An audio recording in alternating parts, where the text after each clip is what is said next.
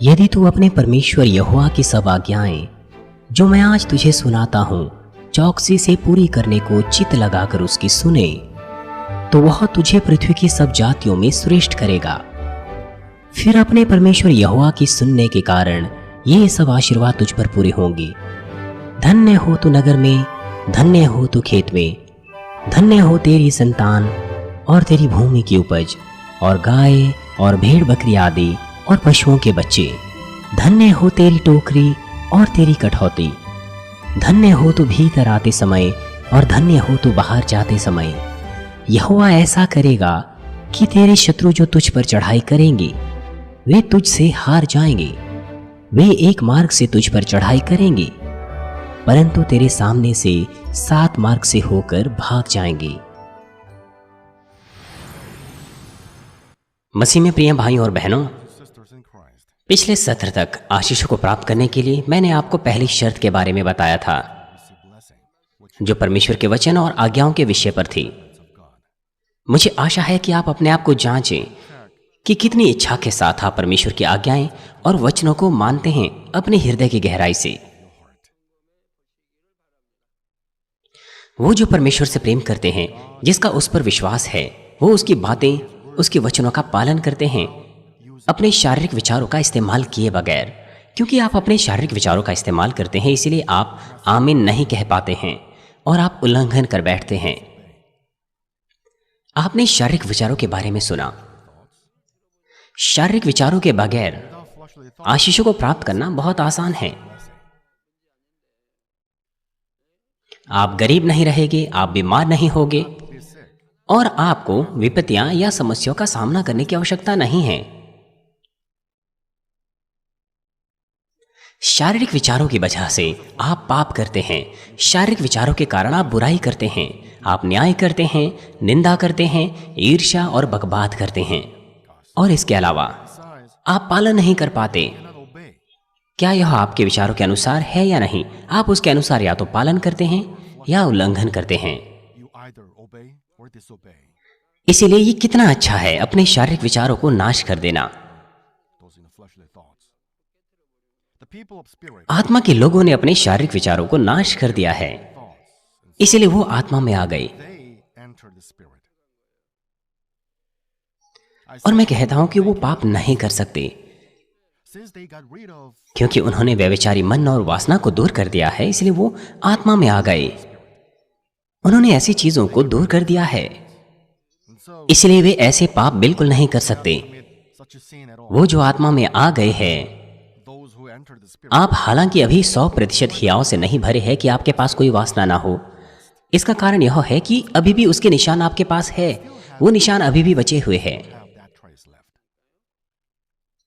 लेकिन जब तक आप उन शारीरिक विचारों के बारे में सोचने की कोशिश नहीं करते, तो आप उनके बारे में नहीं सोचते।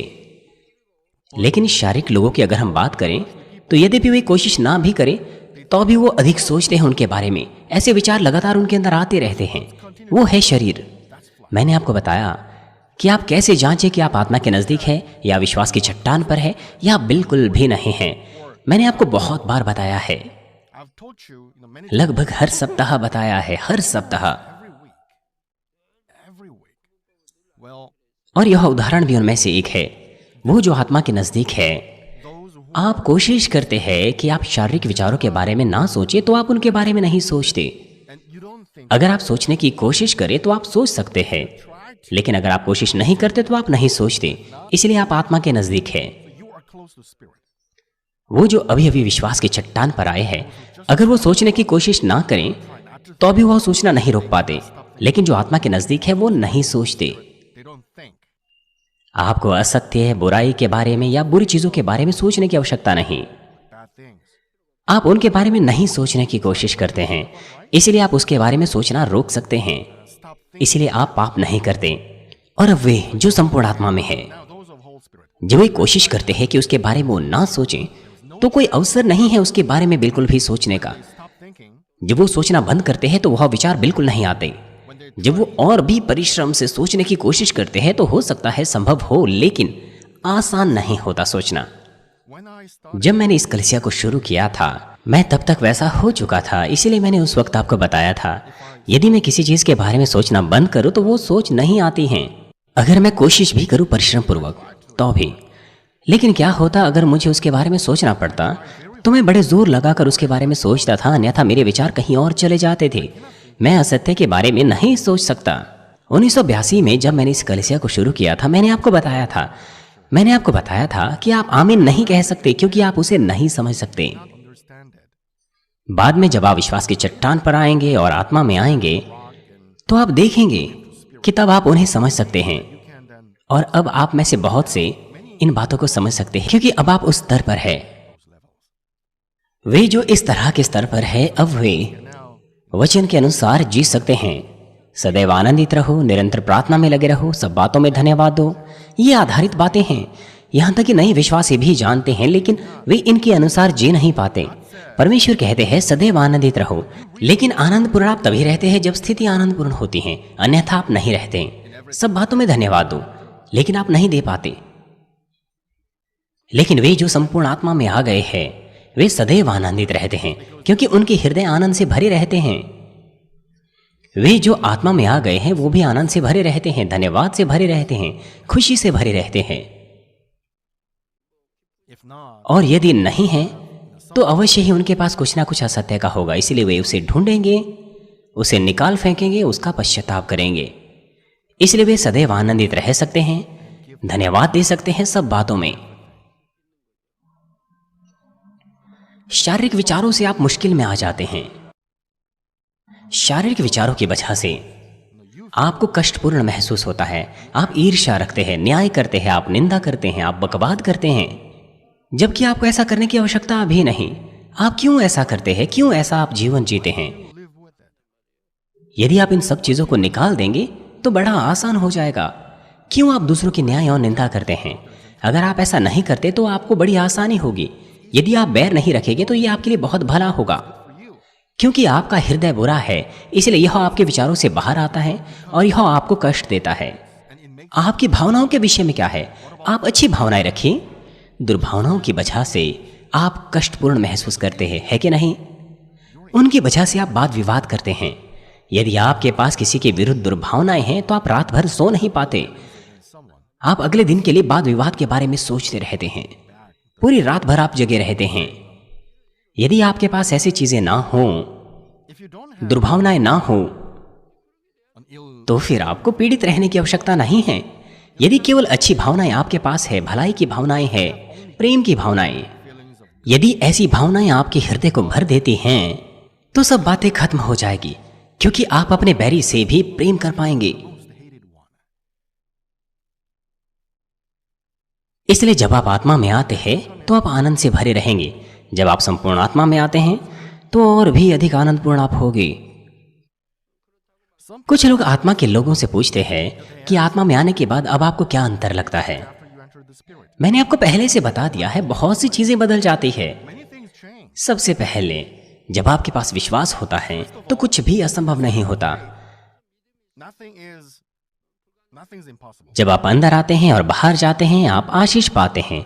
आप उधार लेते नहीं वरन देते हैं। आप सिर बनते हैं, आप आर्थिक आशीषें पाते हैं, स्वास्थ्य की आशीषें पाते हैं। आप दुर्घटनाओं की चिंता नहीं करते, आप सदैव आनंदित रहते हैं, सदैव धन्यवाद देते हैं।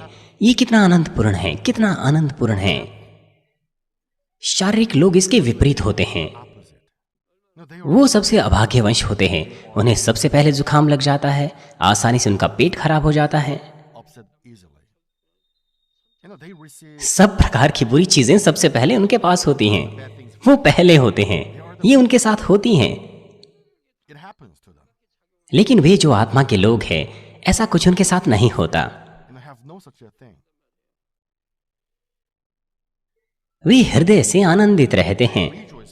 वो केवल धन्यवाद देते हैं, और धन्यवाद देने के उनके पास बहुत से कारण होते हैं।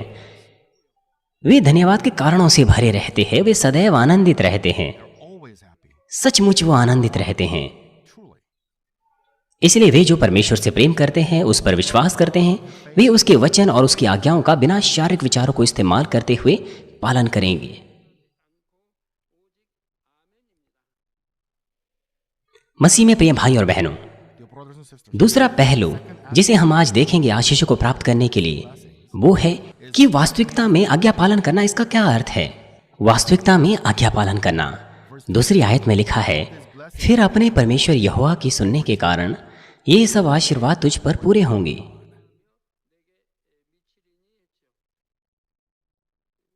अपने परमेश्वर यहोवा के सुनने के कारण ये सब आशीर्वाद तुझ पर पूरे होंगे।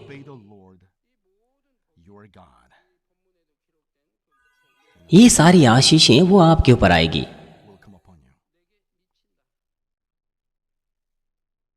मैं हर वक्त आपको बताता हूं, वो जो परमेश्वर पर विश्वास करते हैं उनके पास कोई कारण नहीं गरीब रहने का, बीमार रहने का, या फिर समस्याओं या विपत्तियों का सामना करने का।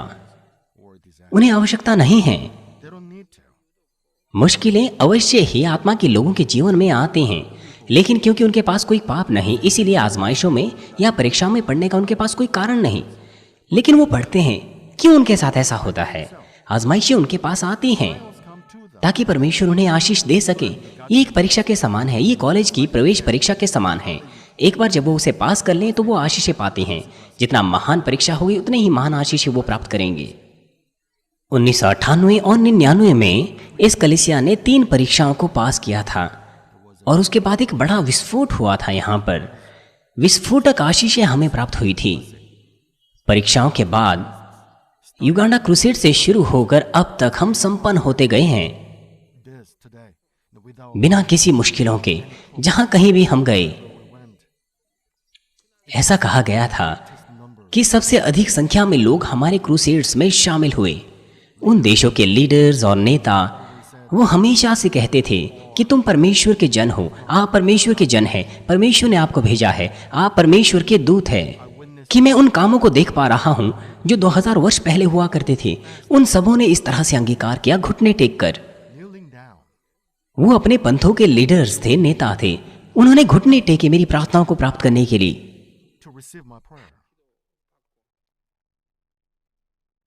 बहुत छोटे से समय की अवधि में मुझे और इस कलीसिया को पूरे संसार भर में जाना जाने लगा। सैकड़ों टीवी स्टेशंस ने हमारे क्रूसेड को ब्रॉडकास्ट किया। इस तरह से पूरा संसार इस कलीसिया को और मेरे नाम को जानने लगा। जिस प्रकार से परमेश्वर ने कहा था, यह महान विस्फोटक था, बिल्कुल वैसे ही जैसे परमेश्वर ने कहा था। किसने अपेक्षा की थी कि CNN इस कलीसिया को कवर करेगा?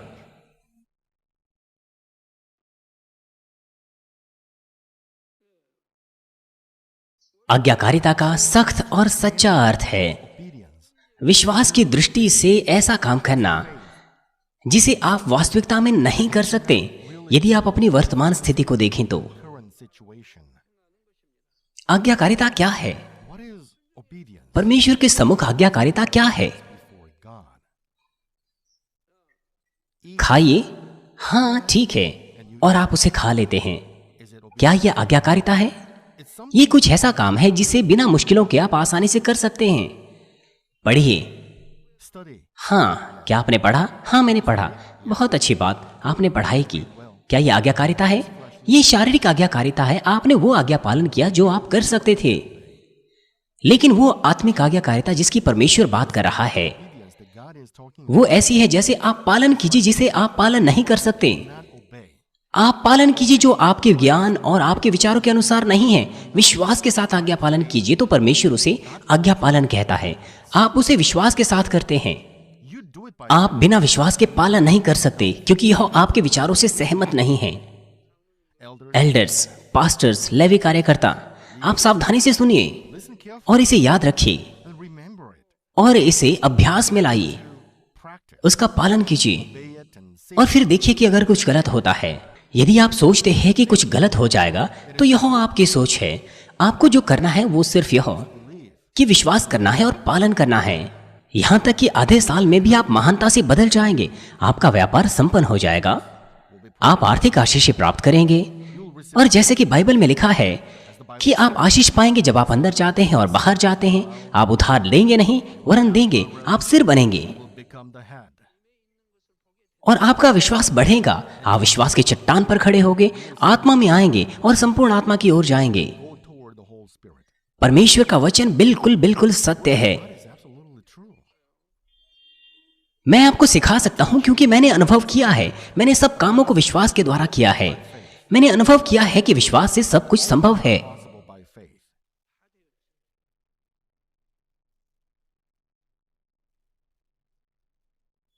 आज्ञाकारिता का सच्चा अर्थ है विश्वास की दृष्टि से आज्ञा पालन करना, कुछ ऐसी बात जिसे आप वास्तविकता में नहीं कर सकते। अगर आप अपनी वर्तमान स्थिति को देखें तो आप विश्वास की दृष्टि से उसे कीजिए। दूसरे शब्दों में, यह कुछ ऐसा काम नहीं है जिसे आप कर सकते हैं, वरन कुछ ऐसा काम करना विश्वास के द्वारा जिसे आप अन्यथा नहीं कर सकते थे। यह मुश्किल नहीं है। यदि आप परमेश्वर में विश्वास कर सकते हैं, अपने चरवाहे पर भरोसा कर सकते हैं, तो यह बिल्कुल भी मुश्किल नहीं। आपको जो करना है सिर्फ आमीन कहना है और पालन करना है। क्यों यह मुश्किल है? आप अपने शारीरिक विचारों का पालन नहीं करते, वरन आज्ञा पालन करते हैं। क्योंकि आप अपने शारीरिक विचारों का इस्तेमाल करते हैं, इसीलिए आप पालन नहीं कर पाते। अन्यथा यह बहुत आसान है। मैं शारीरिक विचारों का इस्तेमाल नहीं करूंगा और अभी आमीन कहूंगा। ये बहुत आसान लगता है आमीन कहना जब आप इस वक्त अनुग्रह को प्राप्त कर रहे हैं, लेकिन एक सप्ताह बाद जब कुछ आपके साथ होता है तो फिर आप अपना शारीरिक विचार इस्तेमाल करते हैं और फिर से उल्लंघन करते हैं। विश्वास के द्वारा अपने हृदय में आप इस संदेश की रोटी बनाइए और इसे जोत लीजिए, तो फिर बिना किसी शारीरिक विचारों के इस्तेमाल से आप पालन कर सकते हैं। ऐसी चीजें हैं जिन्हें हम पालन नहीं कर सकते यदि हम मनुष्यों के विचारों और सिद्धांतों का इस्तेमाल करें तो। और सच्ची आज्ञाकारिता है आज्ञा मानना और ऐसे कामों को करना। तथ्य हालांकि यह रह जाता है कि यद्यपि मनुष्य यह सोचता है कि यह बात बिल्कुल असंभव है, लेकिन परमेश्वर की दृष्टि में ऐसी चीजें होती हैं जो निश्चित तौर पर हो जाती हैं। विश्वास की दृष्टि से कुछ भी असंभव नहीं होता है मानना। मनुष्यों के विचारों में ये असंभव होता है, लेकिन ये परमेश्वर, सर्वशक्तिमान परमेश्वर जो सेनाओं का यहोवा है, यह उसका काम है। अगर आप विश्वास करें, पालन करें, तो पिता परमेश्वर कार्य करेंगे। इस प्रकार से कुछ भी असंभव नहीं होगा। यदि आप कर सकते हैं तो जो विश्वास करते हैं उनके लिए कुछ भी असंभव नहीं होता। ज्ञान, अनुभव और सोचने का तरीका जो हमने इस संसार में पाया है, वो हमारे लिए आत्मिक विश्वास को प्राप्त करने में बाधा बन जाता है। इसलिए आपको उन्हें तेजी से नाश करना है। विश्वास के चट्टान पर आने के लिए, आत्मा में आने के लिए जितना लंबा आप उन्हें अपने पास रखेंगे, उतना ही लंबा आप तीसरे स्तर पर रहेंगे। अगर आप अभी विश्वास की चट्टान पर है, तो फिर आत्मा में आने में उन्हें नाश किए बगैर लंबा समय लग जाएगा, लंबा समय लग जाएगा। यदि कुछ ऐसा है जो मनुष्यों के ज्ञान और बुद्धि से परे है, तो वह मनुष्यों को असंभव लगता है, लेकिन परमेश्वर के लिए कुछ भी असंभव नहीं है।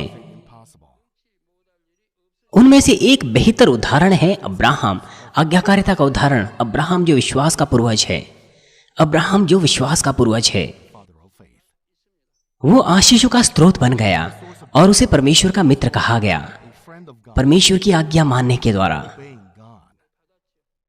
ये कितना आदरणीय है, परमेश्वर का मित्र कहलाना जो इस सेनाओं का यहोवा है। उत्पत्ति 12 अध्याय 1 और 2 पद कहता है, यहोवा ने अब्राहम से कहा, अपने देश और अपनी जन्मभूमि और अपने पिता के घर को छोड़कर उस देश में चला जा जो मैं तुझे दिखाऊंगा, और मैं तुझे एक बड़ी जाति बनाऊंगा और तुझे आशीष दूंगा और तेरा नाम बड़ा करूंगा और तू आशीष का मूल होगा। अगर आप अपने आप को अब्राहम के स्थान पर रखकर देखें तो आप क्या करते? इब्रानियों 11 अध्याय 8 पद में लिखा है, विश्वास ही से अब्राहम जब बुलाया गया तो आज्ञा मानकर ऐसी जगह निकल गया जिसे मिरास में लेने वाला था, और यह न जानता था कि मैं किधर जाता हूं, तो भी निकल गया। परमेश्वर ने उसे निकल जाने को कहा बिना उसे मंजिल बताए हुए। उत्तर जा, पश्चिम जा, दक्षिण जा, ऐसा कुछ नहीं था। बैतल जा, नहीं, ऐसी कोई मंजिल उसे नहीं बताई गई थी।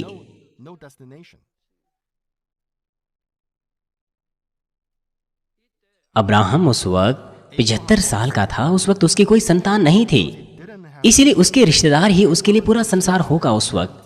विशेष तौर पर परमेश्वर ने उसे यह भी नहीं कहा था कि उसे कहां जाना है, केवल उसे यह आदेश दिया कि अपनी जन्मभूमि को छोड़कर कहीं और चला जाए। इसीलिए अगर आपके पास मनुष्यों के विचार हो तो इस आज्ञा का पालन करना बहुत मुश्किल है। अब्राहम ने परमेश्वर के वचन का पालन किया और आज्ञा माना। परिणाम स्वरूप वो विश्वास का पूर्वज बना और बाद में बहुतायत की आशीषें प्राप्त की। और अब हम अपने आप को जांचें, अब्राहम की तुलना में हम कितने आज्ञाकारी रहे हैं। आपने उस वक्त किस तरह से कार्य किया जब चीजें आपके विचारों के अनुसार नहीं थी, जब आपके लिए लाभकारी नहीं थी या फिर आपकी योजनाओं से अलग थी। अब आप स्वयं सेवा से आत्मा के बहाव में आज्ञा मान रहे हैं, लेकिन अब तक अनाज्ञाकारिता आप लोगों में फैली हुई थी। आप अनाज्ञाकारी थे हर मामले में। आप हमेशा अनाज्ञाकारी रहे, इसीलिए आप एहसास भी नहीं करते थे कि आप आज्ञा उल्लंघन कर रहे हैं।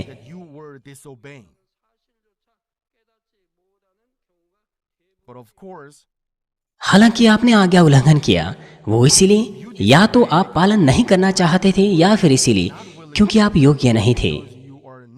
क्योंकि आप यह सोचते हैं कि आप योग्य नहीं हैं, तो फिर अगर आप आज्ञाकारी हृदय से करने की कोशिश भी ना करें तो फिर यह इच्छा के साथ आज्ञा उल्लंघन करने से अलग नहीं है।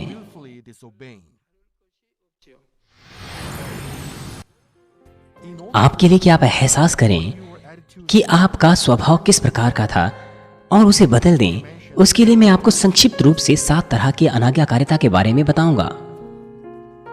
सबसे पहला, आप अनाज्ञाकारी होते हैं क्योंकि आप सक्षम नहीं होते। यद्यपि आप सक्षम नहीं भी है, लेकिन तो भी आज्ञाकारिता मायने रखती है। आपको कोशिश करना है कि आप अपनी सीमाओं को पार करें कदम दर कदम। और दूसरा कारण कि आप आज्ञा उल्लंघन करते हैं यद्यपि आप सक्षम है। ऐसे लोगों को एहसास करना है कि उनके हृदय बुरे हैं और वह अपनी सीमाओं को पार नहीं कर पाते हैं। तीसरा, आप एक बिंदु पर आकर रोक देते हैं क्योंकि आप अपना काम समाप्त नहीं कर पाते हैं। यदि आप किसी काम को नहीं कर पाते तो स्पष्ट रूप से आपके लिए बहुत जरूरी है कि आप अपना बेहतर करें, दूसरे तरीकों को इस्तेमाल करने के द्वारा सत्य की सीमा में रहकर, कि आप निर्देशों का पालन कर सके और कार्य समाप्त कर सकें। चौथा, आप आज्ञा उल्लंघन करते हैं क्योंकि चीजें आपके विचारों के अनुसार नहीं होती। यद्यपि आपकी राय उचित लगती है आपकी दृष्टि में, तो भी आप उसे परमेश्वर की इच्छा के अनुसार इनकार करें। पांचवा, आप कोशिश करते हैं आज्ञा पालन करने की, लेकिन तो भी चीजों को आप अपने विचारों के अनुसार करते हैं और अंत में वह अनाज्ञाकारिता है। आप सोचते हैं कि आप पालन कर रहे हैं, लेकिन चीजों को आप अपने ही तरीके, अपने विचारों के हिसाब से करते हैं, तो परिणाम स्वरूप आप उल्लंघन करते हैं। यद्यपि आप बहुत अच्छे से जानते हैं कि आपको पालन करना है, लेकिन आपको समझना चाहिए कि आप पालन नहीं कर सकते जब तक आपके अंदर बुराई है।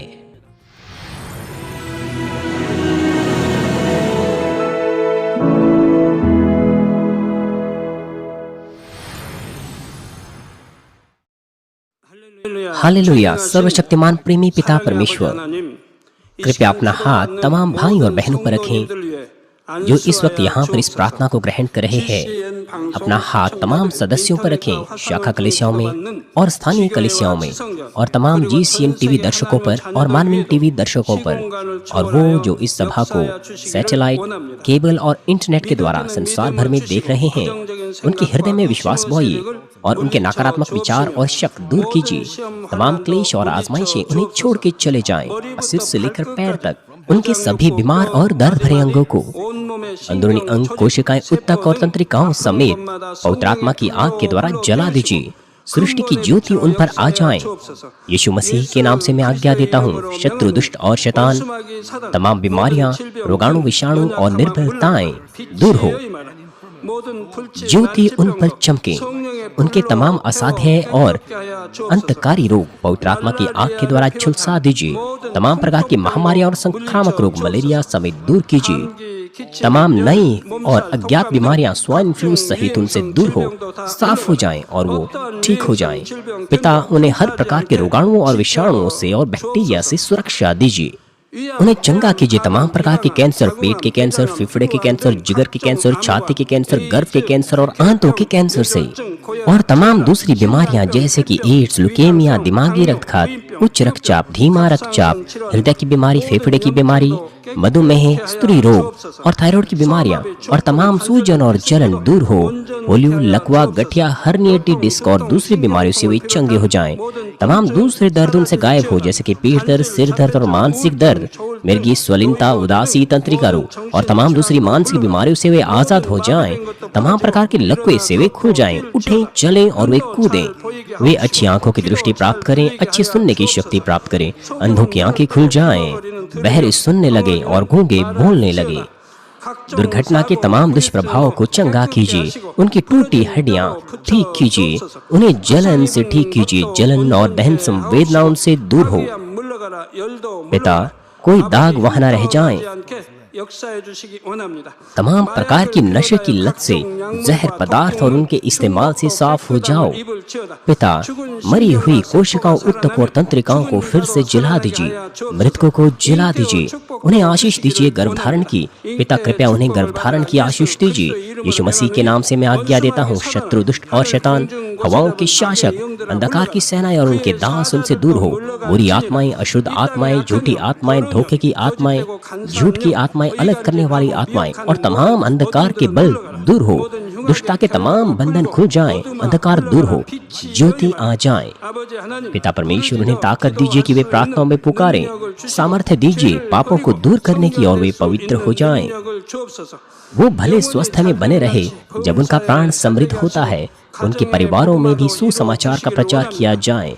उन्हें सुरक्षा दीजिए तमाम प्रकार की दुर्घटना और विपत्तियों से, और आशीष दीजिए कि वे एक संपन्न जीवन सब बातों में जीने पाएं।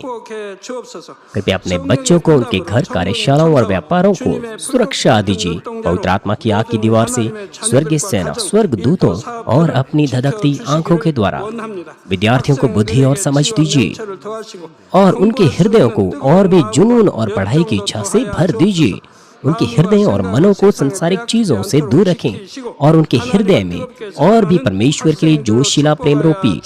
अपने बच्चों को आशीष दीजिए, और वो आपको सब बातों में महिमा दें। जो कुछ भी वो करें, चाहे वो खाए पिए या जो कुछ भी करें, वो अंगीकार करने पाए और गवाही देने पाए जीवित परमेश्वर की, यह कहकर कि मैं परमेश्वर से मिला हूँ, मैंने परमेश्वर का अनुभव किया है और उससे यह आशीषें और उत्तर प्राप्त किए हैं। पिता परमेश्वर, आपका धन्यवाद। सारी महिमा केवल आपको मिले। हमारे प्रभु यीशु मसीह के नाम से मैं प्रार्थना करता हूँ, आमीन।